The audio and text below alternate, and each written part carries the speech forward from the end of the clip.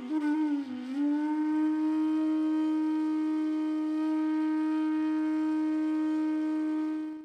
બાકી તો મારા પહેરામણીમાં ઘણે ઠેકાણે મેં જુદી જુદી જાતના વિચિત્ર રિવાજો જોયા છે. જેમ 3 વાર જે બોલાવે ને, અમુક અમુક ઠેકાણે મેં એવું જોયું કે તમને માલા મળી ગઈ, તો કે હા, એકવાર કહે, પછી કે તમને માલા મળી ગઈ, હવે આટલા જોર જોરથી રાડું નાખીને કહ્યું વાત બીજી વાર, એ 3 વાર આમ કહો. અને એક રાજકોટની જ વાત કરું કે રાજકોટમાં હું સાવ નાનો હતો ત્યારે ત્યાં વળી માલા પહેરામણી થાય પહેલા એક લાંબો લાંબો રાસડો બોલાતો, તમને બધાને જય શ્રી કૃષ્ણ એવો, 1.5 કલાક સુધી હાલે. હું કહ્યું કે આમાં તો ક્યાંક આપણો માલા પહેરામણીનો ટાઈમ આવી જાય, એટલી બધી વાર જો આમાં જ લાગે તો. એટલે મેં કહ્યું કે આ બધું કરવાની જરૂર નથી, 4 વધાઈ થઈ જાય છે, એ બહુ છે ને આવો રીતિ રિવાજ. તો ઓલા તો માની ગયા, પણ એક રીઢો વૈષ્ણવ બેઠો હતો, એ કે તમારા બાપ દાદા કરતા, મને ક્યાં એટલે મેં કહ્યું મારા બાપ દાદા કરતા ને, તારા તો નહીં ને. મારા બાપ દાદાના મકાનનું રિનોવેશન કરવાનો મને પૂરેપૂરો અધિકાર છે, તારામાં કરવા આવું તેરી મને કહેજે. તો આમ મારા પહેરામણીના નામે અમારે ત્યાં એક બાપા હતા, કાંઈ કોઈ જાતની આ બાબતમાં તો એને ખબર જ નહીં.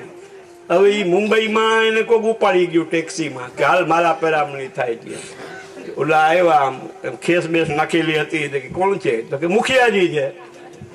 ઓલા તો કોઈક દુખિયાજી હતા, એને ઉપાડી ગયા કે મુખિયાજી છે કહીને. પછી તો એને પૂછે કે હવે શું કરીએ, તો કે હવે આમ કર ને બધું ઊંધું ચીતું સમજાવવા માંડ્યો એને.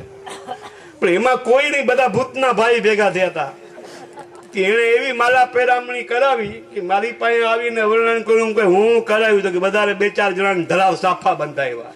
એ કે સાફા બાંધ્યા વગર માલા પહેરામણી ના થાય, એવું તો ઘણું તું ઊભું કરી દીધું. એટલે પૂજ્યપાદ નિત્ય લીલા ગોસ્વામી શ્રી ગોવિંદરાયજી મહારાજે નાનકડી પુસ્તક લખી છે. અને આ માલા પહેરામણીના નામે ગમે એ કોઈક જેમ તોર ચડે એમ ચડાવી દે આપણને, આપણે ચડી જાય. જુનિયર હોય તો સિનિયર ખાડમાં નાખે તો ખાડામાં પડવા તૈયાર થઈ જાય. એના જેવી મનોવૃત્તિ આપણી થઈ ગઈ છે કે કોઈક જૂનવાણી જોઈએ ને, પૈડો પાયથરો રહ્યો એ પુષ્ટિ માર્ગમાં 41 વર્ષ થયા, તો આપણે એમ જ માની લે કે આની હોટલાઈન ચાલુ થઈ ગઈ, ભગવાન રહે. આવું બધું થવાને કારણે કેટલીક વિકૃત વસ્તુઓ આપણા કાર્યક્રમોમાં, આપણા જીવન પ્રણાલીમાં ઘૂસી ગઈ. એટલે બાબાએ બહુ સુંદર વાત કરી કે આપણે નિત્ય સ્વાધ્યાય સત્સંગ વગેરે કરતા રહીએ તો આપણને કોઈ મહાપ્રભુજીના નામે, પુષ્ટિ માર્ગના નામે ઉઠા ના ભણાવી જાય. એ વસ્તુ આજના સમયમાં બહુ જરૂરી છે. મેં જોયું છે કે ઘણા લોકો ઇન્ટેલિજન્ટ હોય છે, વેપારની બાબતમાં ઇન્ટેલિજન્ટ હોય છે, પોતાનું કુટુંબ હાંચવવાની બાબતમાં ઇન્ટેલિજન્ટ હોય છે, કોઈ ચીજ વસ્તુની ખરીદીમાં ઇન્ટેલિજન્ટ હોય, પણ ધર્મની બાબતમાં લગભગ ડોબા હોય. એમાં બસ આંખ વીંચીને જેમ ઘેટા વયા જતા હોય એકબીજાની વાહે, એવી રીતે ગાડરિયા પ્રવાહમાં જ તણાવું બધાને ગમે છે પોતાની. મને એકવાર વાત થતી હતી તો મેં કહ્યું કે ભાઈ ભાવનાની પુસ્તક આવે છે આપણી, શ્રી ગોકુલનાથજી કૃત, શ્રી હરિરાયજી કૃત અને દ્વારકેશજી કૃત, મૂળ પુરુષ વાળા. બસ હવે પૂરું જ કરું છું. તો લંડનમાં હું આ વાત કહેતો હતો, મેં કહ્યું પણ એ જે ભાવના છે એ તમે આમ ચોપડી હાથમાં રાખી અને પછી કે ચાલો હવે આરતી કરવી, બધી ભાવના જોઈએ. ગોકુલનાથજી હું ભાવના લખી, પછી હરિરાયજીની ભાવના જોવો, દ્વારકેશજી, પછી એમાંથી એક ભાવના અનુસાર આરતી કરવી છે. એનાથી કોઈ ઠાકોરજી પ્રસન્ન થવાના નથી.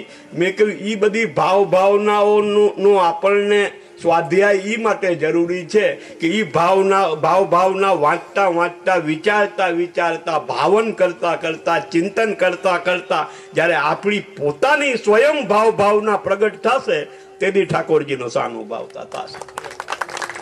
નહીં તો કે આ ભાવના તારી ક્યાં છે, આ તો ગોકુલનાથજીની છે, એની નકલ કરત તું. અને નકલે બહુ ખરાબ કરે છે. જેવી થવી જોઈએ એવી નકલે નથી. એક અમીર ખાન સાહેબની નકલ કરતો ગાયકીની અંદર. તો નકલ કરતા કરતા અમીર ખાન આમ માખી બેહે આમ ઉડાડે તો એને માખી ના બેઠી હોય તો આમ કરે. ઘણી નકલો એવી થતી હોય છે. એટલે પ્રભુને અસલી વસ્તુ જોઈએ છે કે ભાઈ ગોકુલનાથજીની ભાવના એ તો ગોકુલનાથજી પાસેથી જોઈએ. મારે તારી પાસેથી નથી જોતી. તારી પાસેથી તારી ભાવના શું છે એ જેટલી પણ જેવી પણ હશે ને એ મને અપીલ કરશે. તો આ રીતે સહજતામાં આપણો પુષ્ટિ ભક્તિ માર્ગ છે. અને એની અંદર કીર્તન ભક્તિ, જેમ અમારા મિલન બાવાએ કહ્યું પોતાના પ્રવચનમાં કે એક આગવું અંગ છે પુષ્ટિ ભક્તિનું. કીર્તન ભક્તિ ખરેખર આગવું અંગ છે. એવી રીતે કે એક મહાનુભાવ કોટીના ગોસ્વામી આચાર્યને એક જણાએ પૂછ્યું કે આવા ઘોર કલિયુગની અંદર પણ શું ભગવાન સહાનુભાવતા જતાવી શકે? તો કે ના ભાઈ, ભગવાનની સહાનુભાવતા તો ભગવાન પોતે ઈચ્છા કરે તો જ થાય. આપણને કોઈ પૂછે કે ભગવાન કેવી રીતે પ્રાપ્ત થાય, તો આપણે કે કૃપાથી પ્રાપ્ત થાય. તો પાછો સવાલ કરે કે કૃપા કેવી રીતે પ્રાપ્ત થાય? પછી હું કેવું, કોઈ ઉપાય છે કોઈની પાસે? કૃપા આમ કરો તો પ્રાપ્ત થાય, બુવારી વાળો તો પ્રાપ્ત થાય, પોતા કરો તો પ્રાપ્ત થાય, રસોઈ બનીને ખવડાવો તો પ્રાપ્ત થાય, વખાણ કરો, ચાપલુસી કરો તો કૃપા પ્રાપ્ત થાય. ક્યાં કહ્યું છે? તો કૃપા સહજતાથી પ્રાપ્ત થાય. જ્યારે પ્રેમ હૃદયનો કોઈ પણ જાતના આડંબરના શણગાર વિનાનો નિખાલસ નિરાવરણ પ્રેમ જ્યારે પ્રગટ થાય તો કૃપા મજબૂર બનીને આપણી ઉપર વરસે છે. 4 વસ્તુ હું કહું છું, 4 વસ્તુ ધ્યાનમાં લ્યો. એમાં કર્તવ્ય પૂરેપૂરું આવી જશે. જાણવું, ઝીલવું, જીરવવું અને જીવવું. જાણીએ અને હૃદયમાં ના ઉતાર્યું, અહીંથી આવ્યું ને અહીંથી ગયું.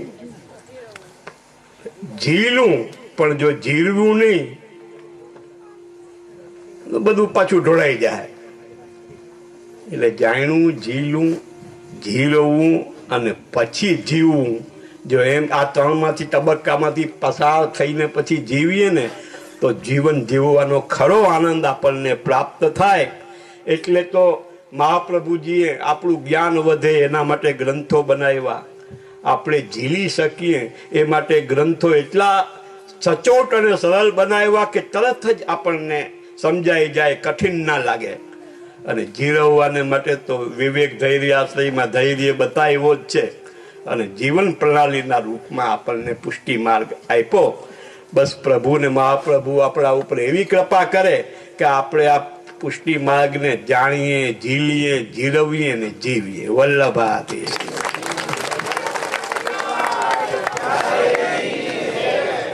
બોલો શ્રી રસિકરાય પ્યારે કી જય.